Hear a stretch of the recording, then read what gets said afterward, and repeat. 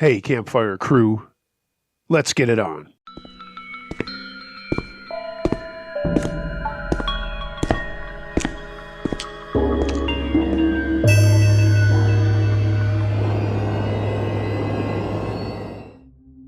Fear in the Alps by Cat. We've been traveling Europe in a motorhome for years. For us, part of the fun was never knowing what we might find around the next corner or where we might end up. But our very first trip to Europe with a van nearly ended in disaster. And sadly, that's not me being dramatic. It was a glorious sunny day in Switzerland and we were driving over the Alps. Our daughter was singing in the back, happy having just passed her latest exams. We just survived a trip on an old, rickety funicular, going backward up a mountain. I mean, what could possibly go wrong now? Well, quite a lot as it happens. In the Alps, whichever way you go, you're traveling on tiny mountain roads with lots of switchbacks.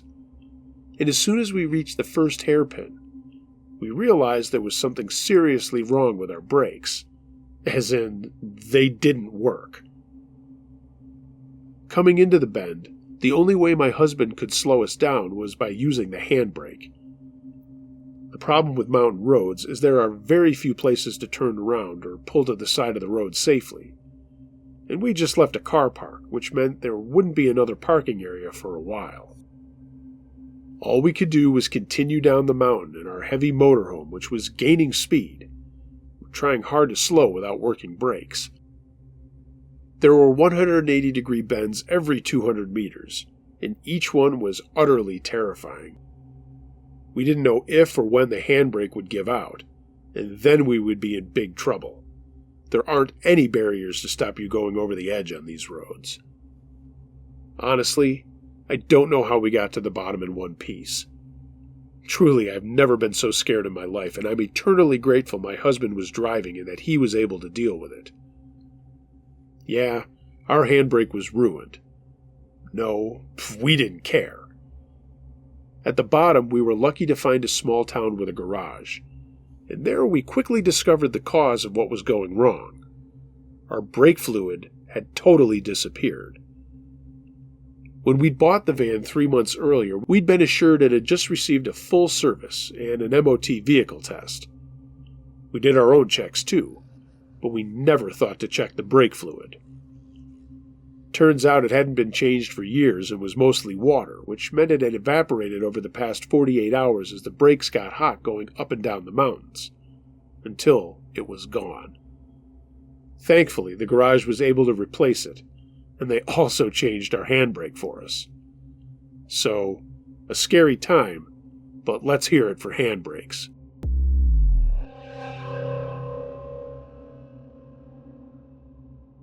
My Mistake by T-Bone Snacker.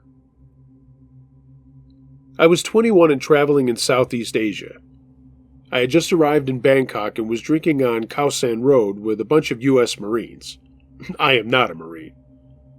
After a while, I met a Canadian guy who suggested that we go to a nightclub, so we did. We drank and danced for a while and generally had fun. I was dancing with a South African girl and we went outside for some air and had a cigarette. Then I heard screams, and looking around I saw a Thai man in a short-sleeved shirt holding a black girl by the hair and punching her. He was doing it so nonchalantly I couldn't believe it. I ran over to them and separated them. And I can remember his face. He just looked at me with these dead eyes, expressionless. The girl slinked off and no one was paying attention to her anymore. All eyes were on me. I was trying to talk to him. You don't just punch girls, I said. He said nothing, but the tension began to build seriously. I thought he was a tuk-tuk driver, but as the bouncers from the 2 clubs and tuk-tuk drivers began to encircle us, I began to get the inkling he was somebody important. But still, he just gazed at me, without saying a word, just a small smile on his face.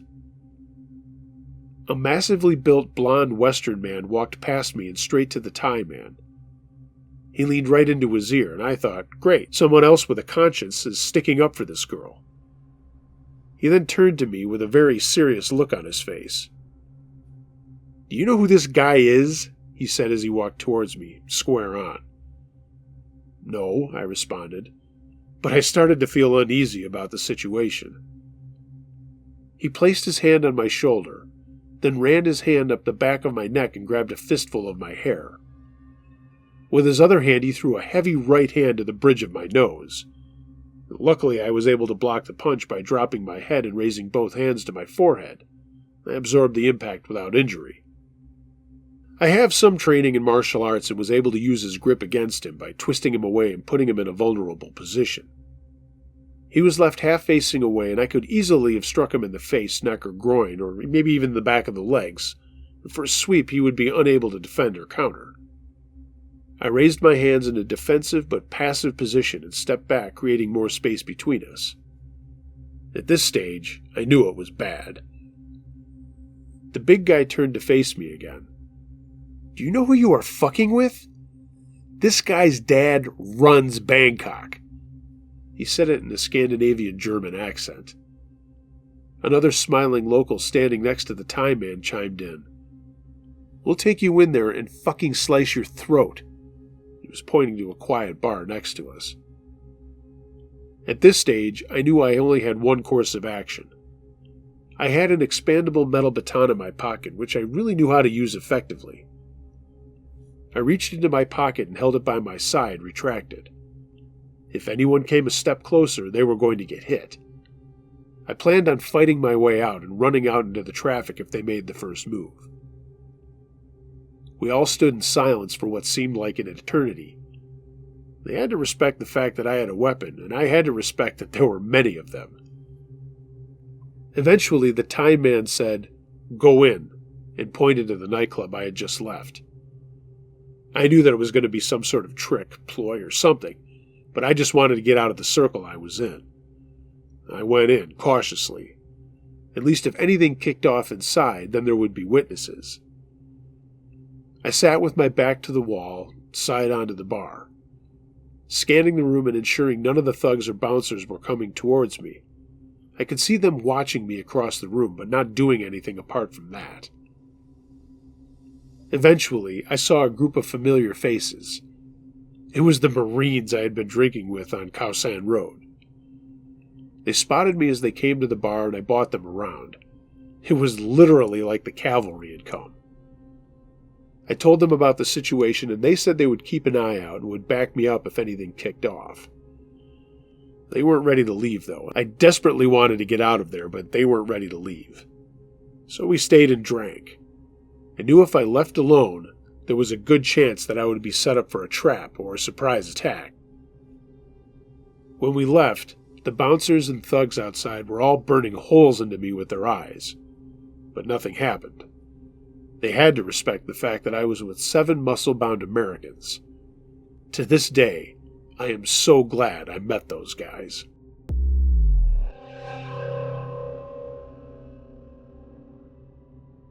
Lost in the Tunnels by Agiad.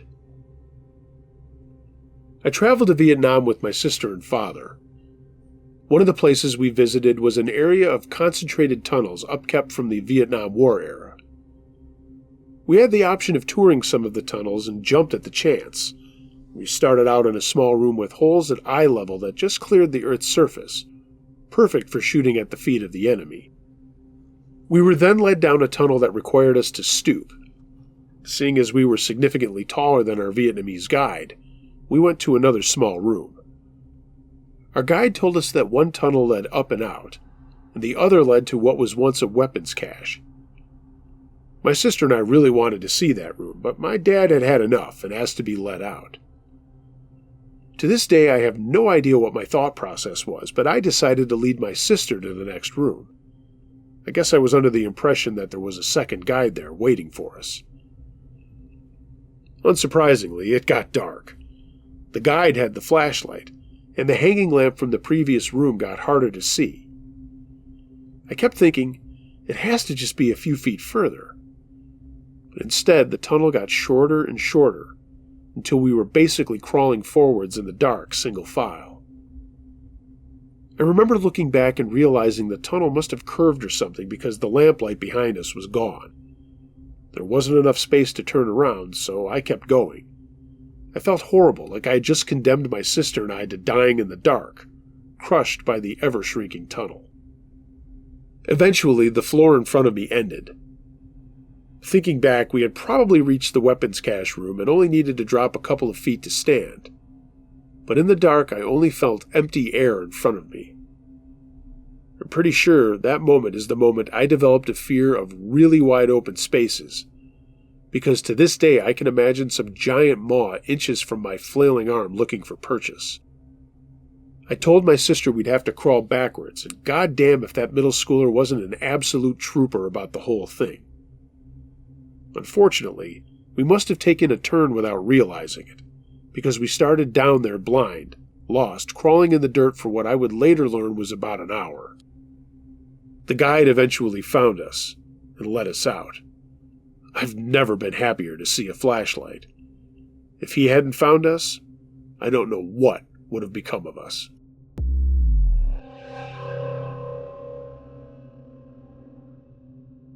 Trouble in Rio, submitted by Traveling Sloan. Not long before COVID, I took a work trip to Rio de Janeiro. I was not by myself. I went with 4 coworkers and my manager. The company I work for has offices and branches all over the world, and we were being sent down there for a couple of weeks to help set up a new digital marketing sector in the Rio office. Normally, this type of work is done remotely, but someone in the higher-ups decided that we needed some boots-on-the-ground action to make this very big and important project get going. I was very excited to go, as I had never been to anywhere in South America, and some of my friends who had said going to Rio was one of the greatest things they had ever done. I've been to Europe and Canada, in fact a lot of countries in Europe, but this was going to be a first for me. My roommate also worked for the same company, and that's actually how we met. I will call her Denise for this story. Denise was super excited because she's half Portuguese and has family in Brazil. We knew we were going to be working our butts off, but there was also the promise of plenty of time to do fun stuff. My manager worked very hard on our plan and kept in mind the long hours we were going to spend in the office. He was planning a lot of things for us to do, and also promised that if we finished what we needed to, the company was willing to pay for us to stay the entire week and a half balance just to have fun. Yep, I was thrilled to go, but I was even more excited because Denise was fluent in Portuguese. She spent a lot of time teaching me some simple phrases in case I ever needed to use them, kind of an emergency fallback if I got separated from the group. While I'm no expert and certainly not fluent, my Spanish is very good in reading, but I speak it much better. That's actually why we were hired for the positions that we have with this company. So all the arrangements were made, and we were going to be staying in an Airbnb in a nice part of the city, Santa Teresa to be exact. We saw pictures of the place, but they did not do it justice. It was unbelievably gorgeous. The house sat on an almost park-like setting with a long driveway and other homes around it. There was a high wall in back and what looked like a park right behind us. Like I said, I was picturing all of us cramped in a tiny little place, but this house was more than enough for our group. We doubled up on bedrooms, but there was so much extra space in the house it felt like we had our own little hotel. The flight was boring, but I was so excited to talk to my coworkers about the project and also all the fun stuff we were going to do, it went by quickly. Part of our work is travel, and sometimes it gets monotonous sitting on planes and ending up in cramped quarters. That especially happens in Europe. This was totally different, and from the minute we landed and took our transportation to the house, I realized how much fun this really was going to be.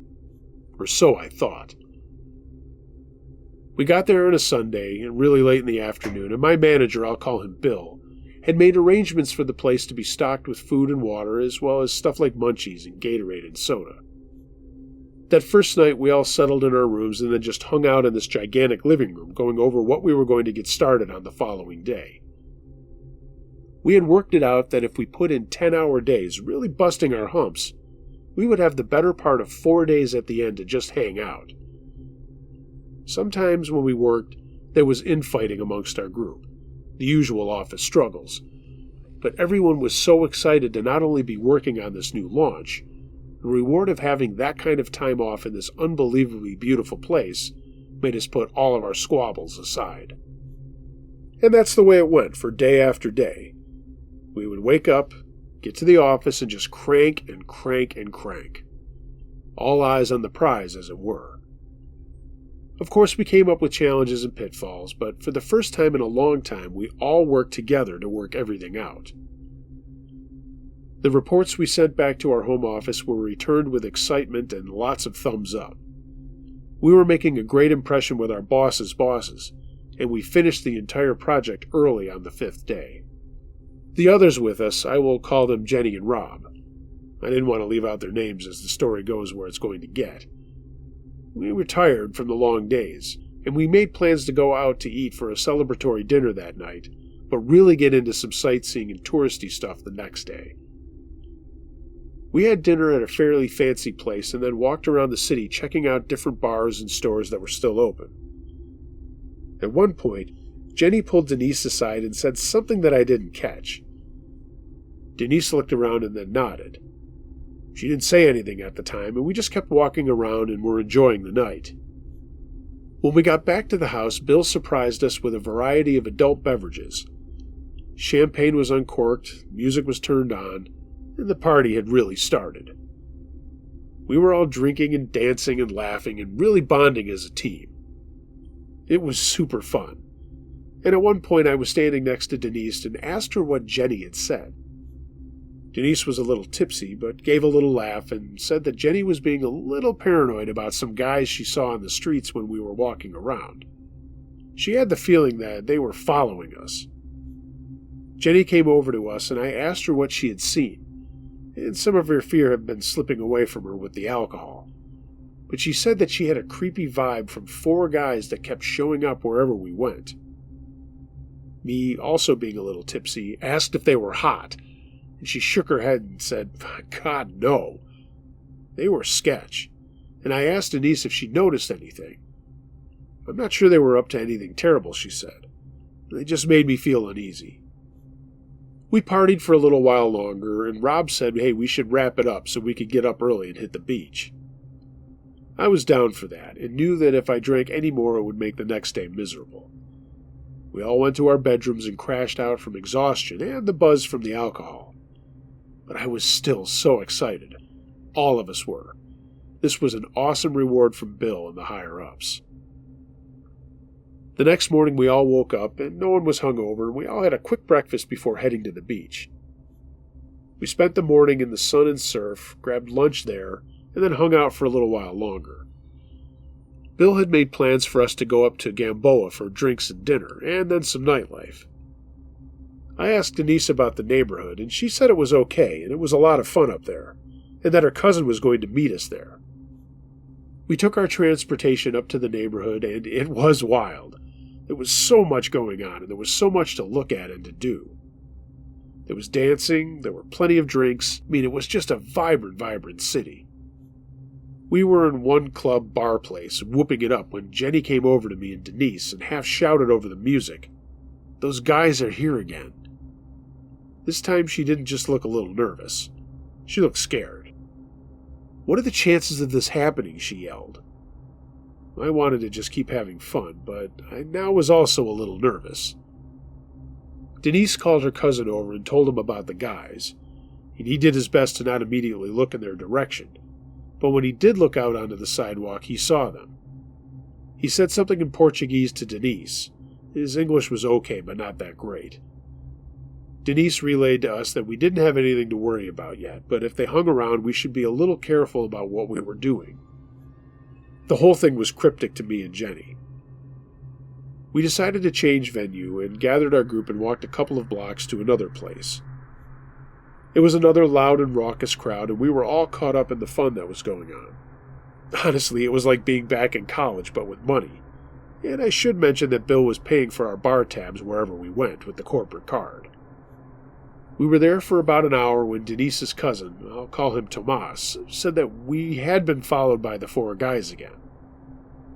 Bill at this point jumped into the conversation and started talking to him. When Tomas told him that these guys seemed to be following us around, he asked if we should leave. Tomas just nodded and said he would make arrangements to get some transportation back to our house. Better safe than sorry. None of us were bummed out by that. We had prospects for more fun the next day, and we planned on going back and hitting the booze back in our house. We were all a little weirded out by these four guys, and Jenny more than any of us, but we weren't letting it ruin our time. We got back to the house and started up our own little party again. Tomas was going to hang out with us for the night, and he was a very funny guy. When he was asked about the four guys following us around, he laughed and said in broken English to not worry about it. They were probably just guys looking to rob us. I spit my drink out at that and said, "Isn't that a problem? Holy shit, I don't want to be robbed." And he smiled and said that we were safe in the house and not to worry about it. Well, we really should have been more worried about it. At about 2 in the morning, we were winding things down and still drinking and hanging out, but the music had been turned down. We were all just kind of sitting in the living room, talking about all kinds of things. That's when there was a knock on the front door. Bill went to look and saw who it was. Obviously, it was odd that someone was knocking on the door at that time of morning. He said something in Portuguese and English to whoever was outside the door when he looked through the peephole. Basically, he said that it was a private party and they needed to leave. He stepped away from the door and the knocking came again, but this time it was much louder. It was not a friendly knock. It was someone who wanted to get in. Tomas went to the door and looked out and said, "Shit," in English. Immediately I said, "What?" as did Jenny. Rob, who was a musclehead in the best sense of the word, immediately got up and got into a protective mode. Bill told him to relax immediately. Rob said he would do whatever it took to protect us. There were shouts coming from outside now, basically along the lines of, "Open the door." I went and turned the lights off, and Jenny and I, with Denise in tow, went to the front windows and looked out. We couldn't see who was at the door, but I did see 4 guys all dressed in black with what looked like AK-47s. To be honest, I've never seen one in person. Until then, I'd only seen them on TV. But that's what they looked like. They all had balaclavas on despite it being so warm out, and I realized right away this was not good. "What are we going to do?" yelled Jenny. Denise told her to shut up, and Jenny said something back along the lines of, "What the fuck? There are guys outside with guns. You expect me to be calm?" I was drunk, and things were whirling in my head. I looked at Bill and said, "What do we do?" He said for everyone to go to the kitchen, and that he was going to call the police. At the word police, Tomas perked up and said, No police." Even in my drunken state, I wondered why he was worried about that. He said a whole bunch of things in fast Portuguese to Denise, and the look on her face was nothing but shock. We asked her what he had just said, and she just looked at us. Tomas whipped out his phone and made a call. Again, he was speaking in Portuguese very fast, and he kept nodding his head and saying yes, yes in English. The pounding and yelling continued outside, and by now we were all more than scared. Tomas looked at us and said, "Esperar pacientemente," which Denise immediately translated us to say, "Sit tight." None of us knew what to do other than our best to sit tight. The yelling continued and it was getting angrier. At this point I saw some of the shapes of the guys right up at the windows of the house. Jenny started to scream, and Tomas raised his hand to her and said the phrase again, "Sit tight, sit tight." What else could we do? Even Bill looked like he didn't know what to do, and he was always a take-charge kind of guy. Less than 5 minutes later, there was a massive commotion outside. For 1 second, I thought I was going to hear gunshots, but there was just more yelling, and it was more than just a few voices out there. After a minute or two, the voices were yelling again, and then there was a knock at the door. This was not a pounding. This was just a knock. Tomas said to sit tight again and went over to the door. He'd been texting on his phone constantly the entire time. He opened the door despite Bill telling him not to. 2 guys walked in. One was dressed in nice pants and shirt, and the other was dressed in what looked like army fatigues. The second guy also had what looked like an AK-47. The guy in the nice dress spoke to Thomas in a very hushed voice and looked around at us.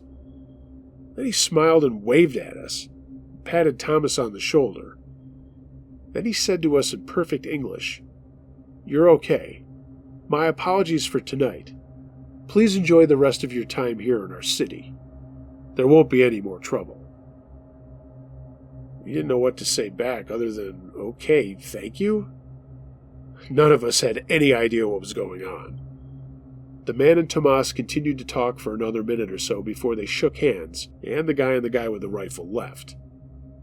By this time we had all moved a little closer to the door, and I looked out the windows and saw literally 12 other guys carrying rifles that looked just like the AK-47 that was in our house just a minute earlier.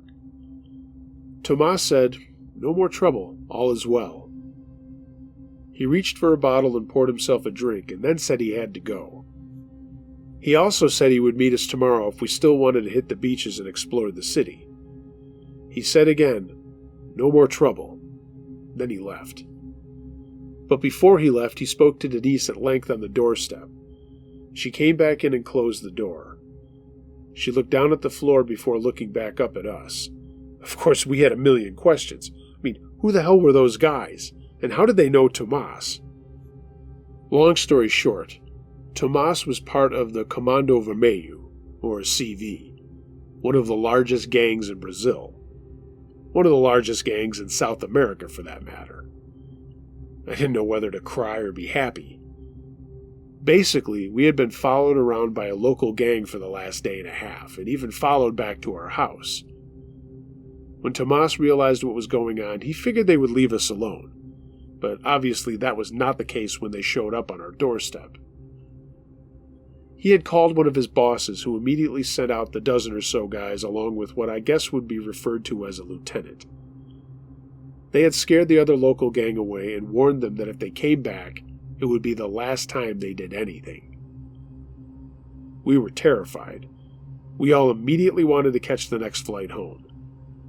Bill said he would make arrangements the following morning and that we should all just get some sleep. Denise said to us that Tomas had arranged for a couple of guys to watch the house throughout the night. I mean, what were we going to do? Could we actually think we were going to be safe with the protection of a gang? Yeah, we had a couple more days, but none of us knew what to do. The next morning when everyone was up, we all discussed our situation.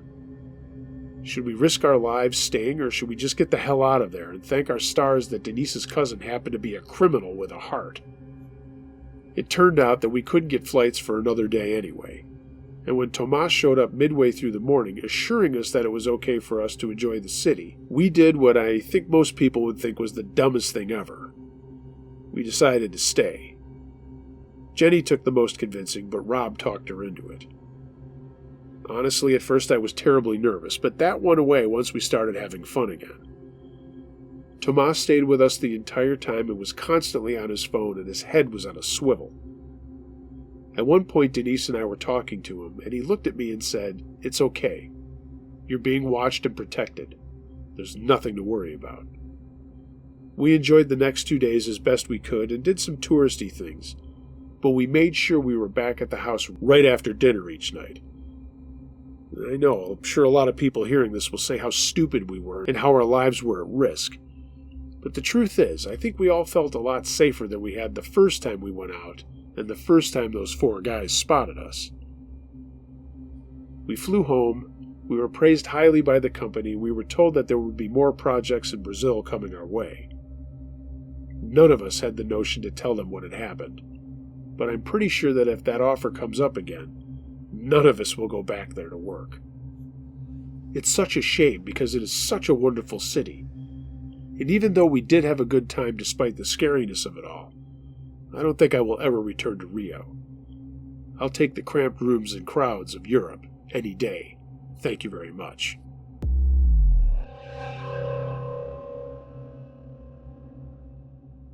Bloody Hands in New Orleans by Stephanie. In November of 2019, I was enjoying dinner at K. Paul's restaurant in New Orleans. Before diving into my dinner, I decided to use the restroom and felt lucky that it was so close to our table, as that meant I could get back to my dinner quicker. Our family of 5 was seated on the second floor of the 2-story building.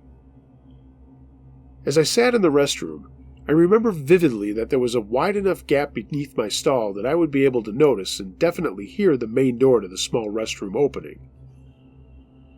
I didn't see it swing open, nor did I hear anyone exit the 2 stalls next to me. However, I did hear the sink begin blasting at full pressure. That sound caught my attention because I could have absolutely sworn that I was alone in that compact restroom.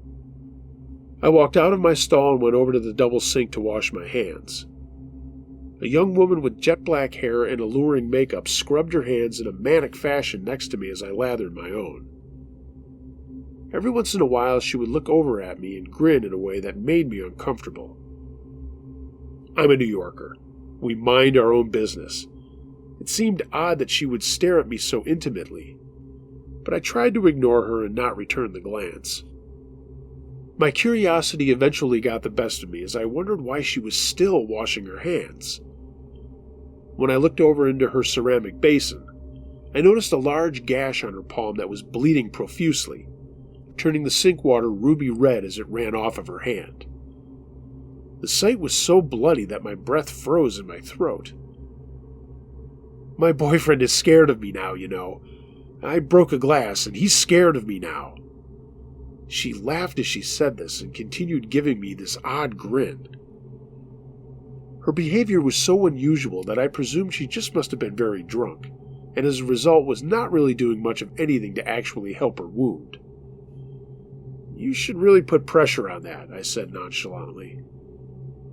She continued to stare at me with a joker-sized smile and repeated her original sentiments. My boyfriend is scared of me. I broke the glass on accident. I nodded politely and left the room abruptly, feeling dizzy and now very disturbed. I relayed the story to my family at our dinner table, and we waited for the bizarre young woman to walk out of the door. None of us ever saw the restroom door open. I looked around the dining room throughout the course of our meal and never saw her face at any of the tables. There was a first-floor dining room, but she would have had to take an elevator and walk pretty far to use the restroom near us. This wouldn't have made much sense considering there were first-floor restrooms. I visited the bathroom once more before we left after dinner, but there was nobody in there.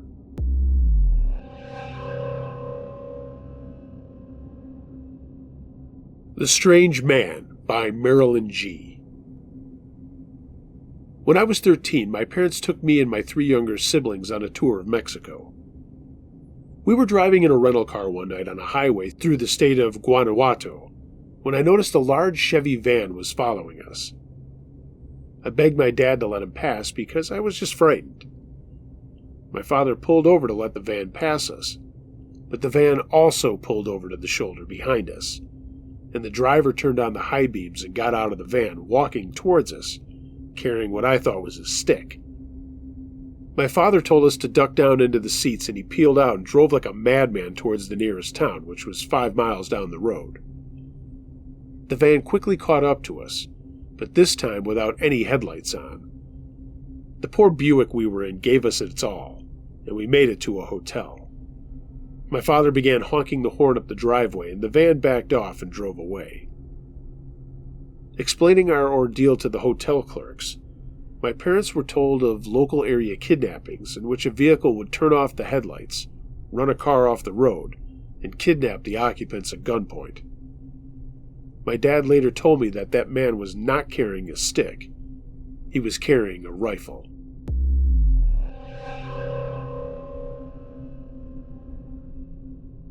There's a Lot of Bad Men Out There by Anonymous. Traveling in South America by myself as a 22-year-old woman, I arrived to Santiago, Chile by bus really late at night, around 10 p.m. Shortly after I got off the bus, a guy came up to me from the general area of the taxi stand and asked if I needed a cab. I said yes. We started walking to his cab, and it was really far away, like at least 5 blocks. I started to feel kind of uneasy, but I was also in the middle of this big, unfamiliar city, and just tried to reassure myself that it was fine. I double-checked that his cab had all the normal brand markings when we finally got to it, and I sat up front with my bag, more out of habit. It's common to do this in the Ubers in South America. I gave him the address of the hostel I had booked, and we talked in Spanish for the first few minutes of the ride. And then there was a bit of a natural pause, which he broke by looking over at me and said very calmly, "Are you scared?" Of course, that really freaked me out, but I tried to seem calm. I just laughed a bit and was, "Haha, no, I'm good. I'm just tired and it's late." And he said, Well, you seemed pretty scared back there when we were walking. You know, there's a lot of bad people around here. Sometimes they pretend to be taxis. You never know who to trust. I've heard of women being sold after taking a bad taxi. Are you traveling here alone?" All of this while we were still driving through the middle of the city. It was dark, and it was late, and I was now painfully aware that literally no one knew where I was. I was going to message my family with an update when I got to the hostel. They didn't know I was in Santiago. They still thought I was on the coast. Of course, I didn't say that, and I told them that I'm always very careful, and actually my group of friends knew I was on my way, and they were waiting for me at the hostel. I saw a stoplight coming up and was literally thinking that as soon as the car slowed down, I was going to make a break for it and just jump out of the car. It's probably the most scared I've ever been in my life.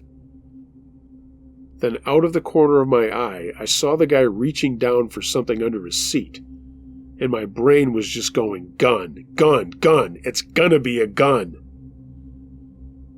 Instead, he pulled out a pamphlet, and then he said, "But you know, there's always one thing we can trust, right? The Lord. Do you believe in God?" And then he proceeded to try and convert me for the remainder of the ride. It turned out to be harmless, but in the moment, that random religious cab driver scared the absolute shit out of me.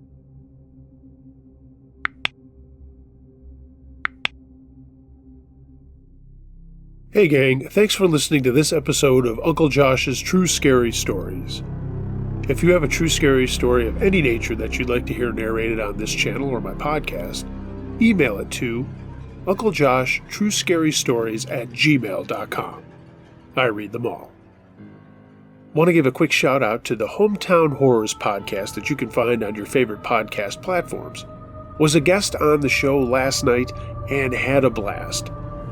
Told some of the stories that I've told you guys here around the campfire, and we talked about a whole lot of other things too. So make sure you guys go and check that out. Give it a like, give it a listen, the same as you would do here. Speaking of which, if you haven't already, please like, share, and subscribe to my channel. Share it with your friends. Follow me on social media, links to that are in the description below. And if you'd like to take your support a step further, check out my storefront on tpublic.com to get yourself some Campfire Crew merchandise. And of course, a link to my Patreon is down there as well. Everyone, be excellent to each other. And until next time, be wary of things that go bump in the night. It could be anything. A ghost, a monster, or the guy next door.